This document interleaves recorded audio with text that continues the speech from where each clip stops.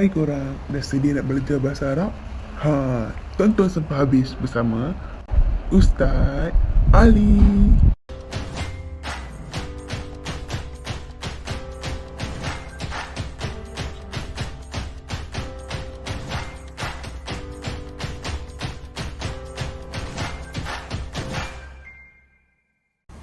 Baiklah, Assalamualaikum warahmatullahi wabarakatuh semua. Hari ini kita akan melanjutkan pelajaran kita iaitu Al-Tawabi' bahagian pertama. Jadi bismillahirrahmanirrahim, kita pergi kepada definisi Al-Tawabi' iaitu Al-Tawabi' kalimat tatabi'u ma qablaha fi al-i'rabi wa hi arba'ah anwa' yang bermaksud kalimat yang mesti mengikuti i'rab sebelumnya dan terbagi kepada 4 jenis ataupun 4 bahagian. Mari kita tengok 4 bahagian tu apa dia. Yang pertama na'at, kedua taukid, ketiga badal dan yang keempat adalah atof. Jadi hari ini kita akan mengkaji dan menyelusuri apakah itu na'at. Dah bersedia?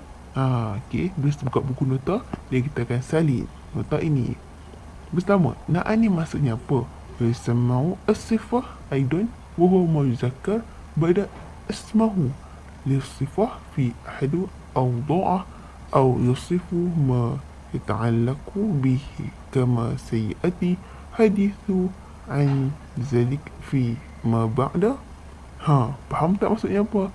Maksudnya na'at ni adalah menentukan ataupun menjelaskan kata sifat sesuatu perkara itu, satu benda ataupun satu seseorang itu, dan dia adalah memang mengikut dia orang punya muzakkar ke muannas ke, macam mana pula tu. Okey, tak apa, jangan keliru lagi, ni baru permulaan. Kita terus pergi kepada faedah na'at ni. Yang pertama adalah kita bahasa Melayu lah, lebih cepat dan mudah kan. Jadi bahasanya, ringkasnya, faedah-faedah na'at ni yang pertama adalah menjelaskan apabila mausuf ataupun mau'ud iaitu makrifah. Yang kedua, mengkhususkan apabila mausuf ataupun man'ud iaitu nakirah. Dan yang ketiga, memuji untuk menunjukkan kata-kata baik. Contohnya kan anda sadiqi al-wafi, menunjukkan kata-kata yang baik, nak memuji seorang itu. Dan kalau kamu tengok yang ada kotak warna merah tu kan, tengok ada muzakkar dan mufrad. Muzakkar dan mufrad, na'at ni kunci dia duduk sentiasa di belakang. Jadi kat situ al-hayati adalah na'at. Jadi na'at ni sentiasa mengikut perkataan sebelumnya iaitu man'ud. Faham? Jadi muzakkar dan mufrad tu akan sama dua-dua. Jangan keliru, dia sentiasa sama. Baiklah, faedah na'at ataupun kepentingan na'at yang keempat adalah sifat tercela, menunjukkan sifat tercela sesuatu benda ataupun orang itu. Yang kelima, meminta rahmat. Yang keenam, sebagai pelengkap ataupun sebagai satu penegasan dalam ayat kita nanti. Jadi na'at ni ada berapa bahagian sebenarnya? Fikir-fikir. 1, 2, 3. Lambat. Jawapan dia ada 2, iaitu na'at hakiki dan na'at sababi. Na'at hakiki ni pula terbahagi kepada 3, iaitu mufrad, jumlah dan syibhi jumlah. Apa beza tiga-tiga ni? Jangan apa, sabar. Kita tengok satu-satu. Bermula dengan perkara yang paling mudah, iaitu na'at hakiki mufrad. Apa na'at hakiki mufrad ni? Ia adalah na'at yang paling mudah saya cakap tadi kan. Sebab dia memang ikut man'ud dia tu, memang mesti ikut sebiji-sebiji. Muzakkar, dia muzakkar. Dia muannas, dia muannas. Tak berubah dah. Kalau dia makrifah, dia makrifah lah. Kalau dia mufrad, dia mufrad lah. Dia takkan berubah-ubah dah. Sebab dia adalah na'at hakiki mufrad. Faham ke faham? Tengok contoh yang pertama. Haza alimun sodikun, iaitu muzakkar. Jadi muzakkar juga sodikun tu. Jadi terbuktilah memang sama dia punya i'rab tu. Daripada makrifah nakirah dia, mufrad pun mufrad. Kalau contoh yang kedua, Soro hazani alimaini sadiqaini. Daripada dia punya musanna tu sama. Sebab alimaini, sebab ada perkataan soro. Soro ni apa? Fikir-fikir. Soro ni apa? Haulai itu apa? Sahabat siapa? Isim kana ke? Kawan-kawan kana ke? Tak tahulah kan. Nak tahu tu kenalah tengok sampai habis. Baiklah. Jadi itulah na'at mufrad, iaitu na'at yang paling mudah. Sama. Semua sama. Tak payah fikir pening-pening. Kuncinya apa? Kuncinya na'at ada di belakang. Na'at itu sifat. Sifat ada di belakang. Yang di sebelum na'at itu adalah man'ut. Man'ut itu apa? Man'ut itu adalah objek yang kita nak terangkan sifat dia. Okey. Tarik nafas semua. Hembus. Tarik nafas. Hembus. Tarik nafas. Hembus. Okey. Sebab kita nak laju ni. Nak laju nota pecut ke na'at hakiki jumlah. Apa itu na'at hakiki jumlah? Ia adalah, kalau baca ta'rif ni panjang ni. Apa itu seorang baca? Yang duduk paling depan tu baca. Baiklah, saya baca maksud ya. Mengandungi domir yang mengikat jumlah man'ut dengan na'at. Tadi kalau mufrad tak ada apa-apa kan, dia sama-sama ikut semua sama. Jadi kalau na'at hakiki jumlah, ingat tau, na'at hakiki jumlah. Na'at hakiki jumlah ni dia mesti ada domir. Domir tu apa? Ha, hu, yang dekat belakang tu kan. Jadi contoh yang pertama, hazi au, ini tanah. Maraiha hosbaha. Jadi ha yang kat belakang tu, ha bulat dan alif tu adalah dia punya domir dia yang menunjukkan, mengembalikan kembali kepada au tu. Jadi kat sini kita tanya, kenapa hosbah ni dia jadi musanna? Dia jadi muannas, bukannya ikut au tu. Sebab dia tu dah terkecuali dah. Yang jadi au tu sekarang ha tu. Ha tu yang mengembalikan kembali. Faham? Jadi kalau korang tengok kat bawah tu je dia kata maraiha al-husbah adalah jumlah ismiyah. Kalau baca kat situ min mubtada wal khabar. Jadi dia punya bacaannya marfu sifah al-artu, dan robitkan domain dia fi maraiha itu ha di belakang tu. Okey kat situ. Baiklah, kalau dah sedia ke belum, kita nak masuk ke yang bahagian yang agak mencabar kat sini, iaitu na'at hakiki syibhi jumlah. Baiklah, apakah itu na'at hakiki syibhi jumlah? Dia tak ada domir yang mengikat jumlah man'ut dengan na'at. Kau tengok kan, syibhi jumlah ni apa? Yang saya dah bulat kat situ, fauqa, min ke man ke kan, itu adalah syibhi jumlah. Jadi bila ada syibhi jumlah ni, tak perlu ada domir dah. Jadi sebab itulah namanya na'at hakiki syibhi jumlah. Kalau korang tengok kat contoh-contoh tu, yang digaris tu adalah na'at. Sebab apa? Disifat. Sebab apa disifat? Dia duduk belakang. Sebab apa duduk belakang? Sebab itu adalah hukum na'at, hukum sebuah na'at. Okey. Kita lanjutkan pula kepada bahagian na'at yang kedua. Jadi ada na'at, ada dua bahagian. Yang pertama hakiki, yang kedua sababi. Jangan terlebih sebut dia na'at sababi, jangan buang sa di depan. Baiklah, apakah itu na'at sababi? Na'at sababi adalah na'at di mana isim adalah selepasnya. Macam mana ni? Contoh kan, hadza kitabun kathiratun fawaidahu. Ini kitab kathiratun fawaidahu, banyak faedahnya. Hu, domir, syarat dia tu domir di belakang. Tapi macam mana ni? Apa beza dengan yang tadi? Korang perasan tak? Hadza kitabun kathiratun. Kathiratun tu dah tunjuk banyak dah. Tapi banyak apa? Dia tambah pula belakang tu faidatun.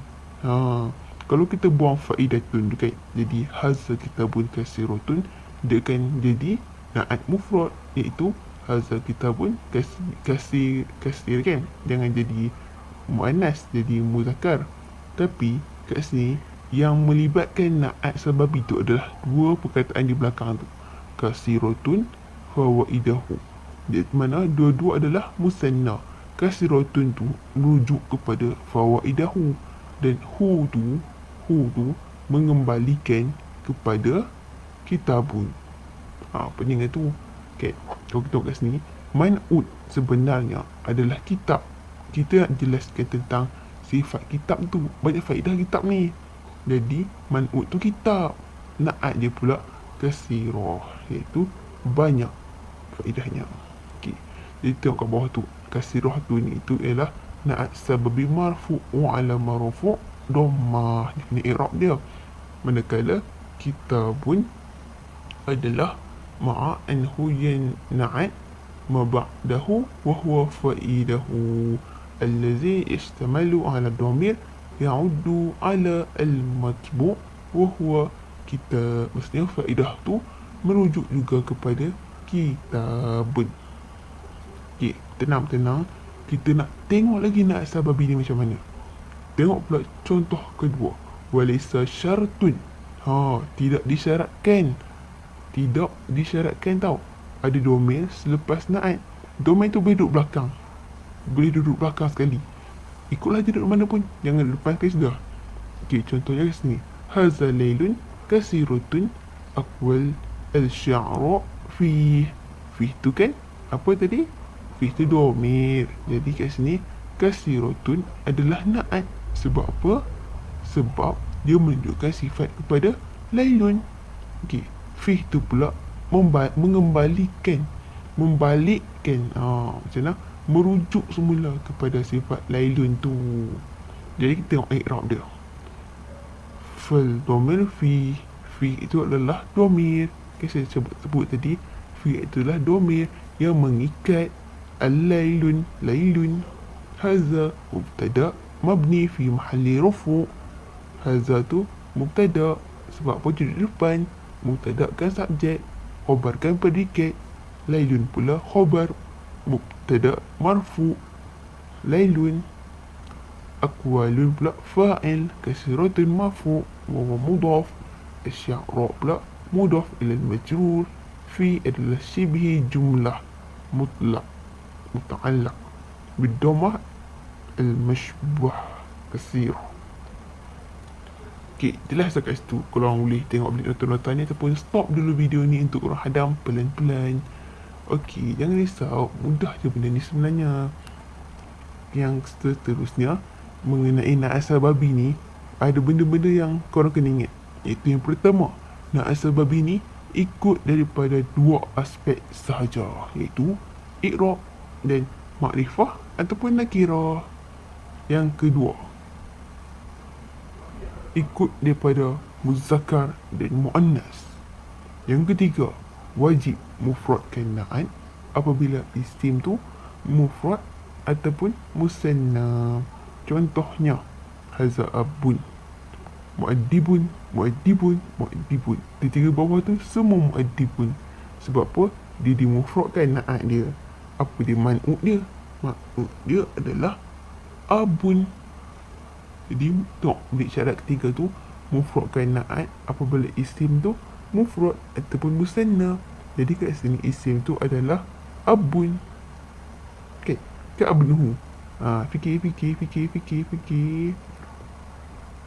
Abun lah kan. Jadi itulah sedikit semesta na'at sababi. Kita nak sambung sikit lagi, betul? Sikit lagi pasal na'at sababi ni. Tengok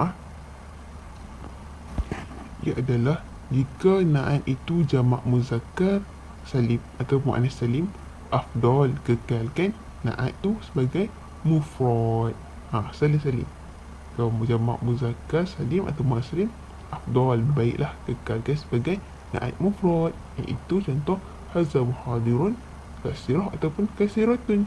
Yang belakang tu adalah jamak, tapi kasiratun ataupun kasiratun tu bezanya adalah muzakkar dan muannas, tapi kita kekalkan dia sebagai mufrad. Sebab apa? Sebab afdal. Okey ke? Tetapi jika ia adalah jamak taksir, harus kau nak mufrad ataupun nak jamakkan dia.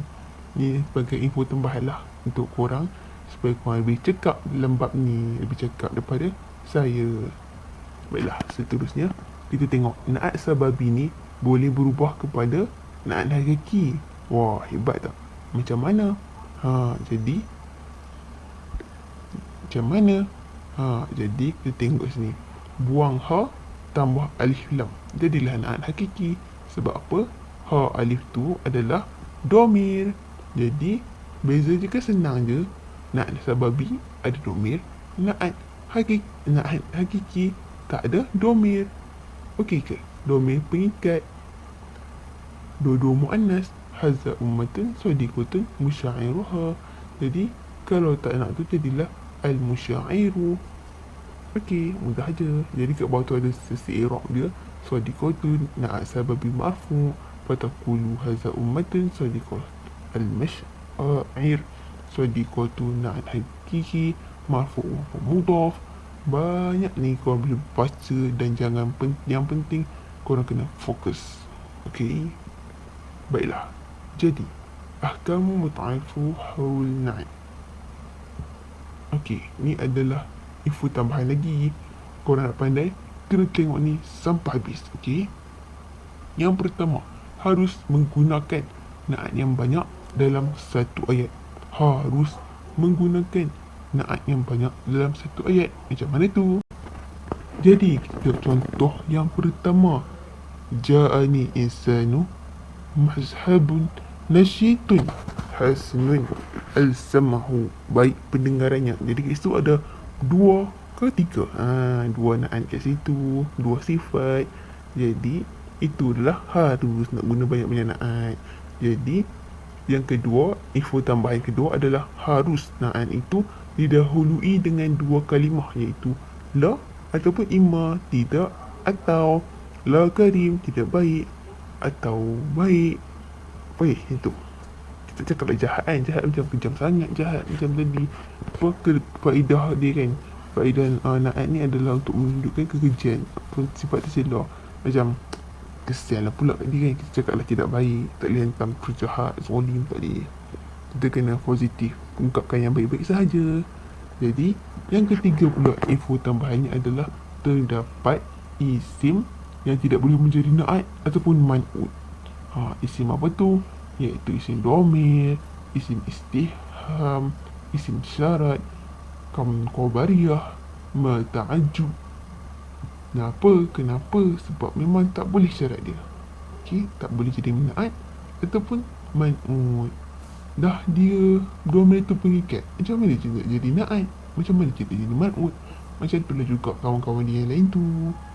Okey. Yang keempat,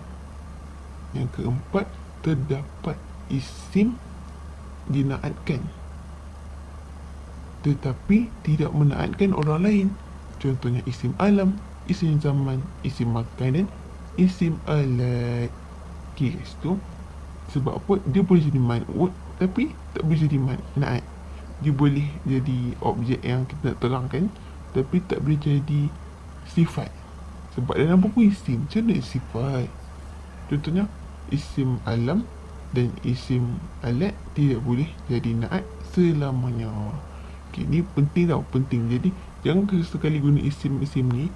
Kalau korang tak yakin, korang boleh rujuk balik nota. Isim alam dan isim alat tak boleh jadi na'at selamanya.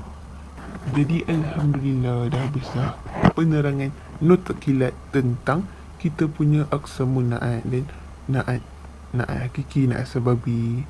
Okay, jadi saya nak minta maaf, jujur saya minta maaf sebab saya pun memandai-mandai.